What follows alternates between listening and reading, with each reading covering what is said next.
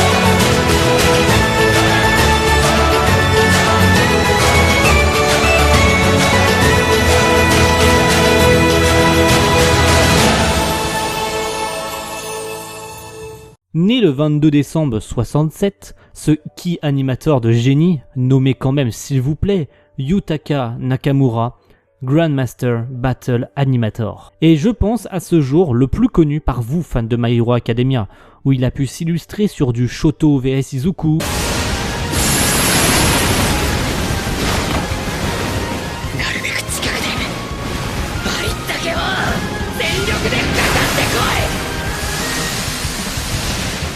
Bakugo vs Izuku ou encore durant le film Two Heroes.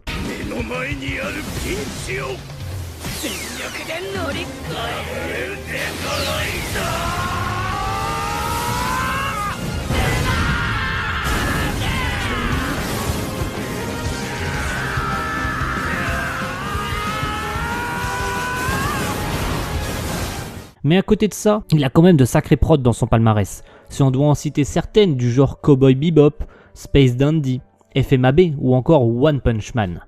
Sa façon de réaliser ses combats sont hypnotisantes. On sent cette patte graphique reluisante, notamment lors des explosions de décors, où tout a une forme cubique, symbole de son passage. Il a une manière d'appréhender les mises en scène de ses combats qui sont prenantes à souhait. C'est dingue comment aujourd'hui son nom peut susciter autant de charme et de hype. Il a le visage de ce qu'un shonen devrait être.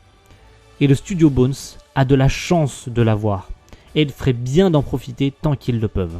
C'est rare qu'un studio puisse avoir à leur côté un animateur qui leur est principalement dédié, donc autant en profiter tant qu'il est là. Passons ensuite à l'animateur vedette de la Toei Animation, j'ai nommé Naotoshi Shida.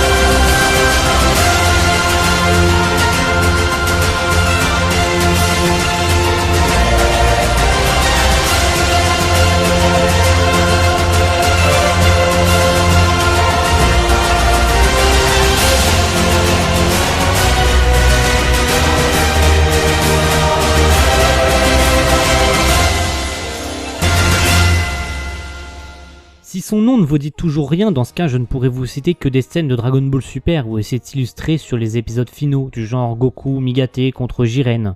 Il fut à la fois sur du Dragon Ball, avec les films compris, Dragon Ball Z et les films y compris, Dragon Ball GT et Dragon Ball Super pour clôturer le tout. Bien ancré chez la Toei, il a pu faire du One Piece en ki animant la transfo de Luffy en Gear Force. Rien que ça.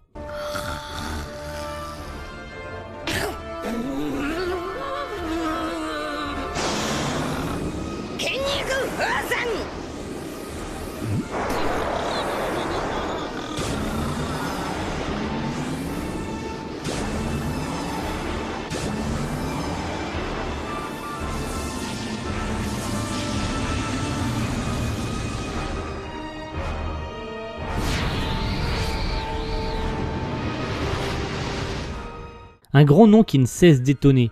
On a pu le retrouver récemment sur le film Broly en faisant quelques cuts ou sur le HS Dragon Ball Heroes. Il a ce mood parfait avec des scènes fluides à mort, des personnages qui font des mouvements mais complètement improbables, comme s'ils étaient en mousse, vous voyez? Ça t'en fait voir plein les yeux. Une belle tête de vainqueur qu'on ne veut absolument pas perdre. Si je puis citer d'autres artistes un peu moins connus du genre Mitsuru Obunai qui a fait des cuts chez Ufotable pour Fate Unlimited Blade Works, Karano Kyokai ou encore Demon Slayer dernièrement. Une bonne tête d'affiche que le studio peut être fier d'avoir. Il a du coffre et du bon taf derrière lui. Il peut être fier de son travail. Yuto Kaneko qui lui nous fait plaisir en ayant été chez Trigger pour Kill la Kill et Little Witch Academia. Connu pour ses prods exagérés par leur chara-design unique, ce qui fait d'eux des animés extraordinaires. Il a aussi effectué quelques cuts sympas chez Bones pour Mob Psycho saison 1 et 2. Du lourd le type, du lourd, moi je vous le dis. Et pour finir, Takahiro Chikama, qui pour son cas a été chez A1 Pictures pour du Nanatsu no Taizai, de la très bonne cam, et du Sword Art Online, le best. Et pour finir, bien sûr, je ne vais pas oublier Darling in the Franxx. Et ouais, le type fait pas des choses à moitié, c'est plutôt cool. Je pourrais en citer des dizaines et des dizaines, mais le but n'était pas là. C'était principalement pour vous intéresser au sujet. Il est quand même important, à l'instar des comédiens de doublage ou encore des réalisateurs, de savoir quelle personne a pu animer telle ou telle scène de vos animés favoris. Si vous voulez en savoir plus, je vous conseille de vous rendre sur le site de Sakuga Boru, d'où je tiens toutes mes sources, et qui référence des centaines de milliers de scènes de Sakuga. Merci à Random Watcher et à sa vidéo La Japanimation de m'avoir inspiré pour écrire cette vidéo. Un lien vers cette vidéo et sa chaîne YouTube est dans la description. Je vous dis à bientôt pour une prochaine vidéo. Et ciao tout le monde, bisous, ciao.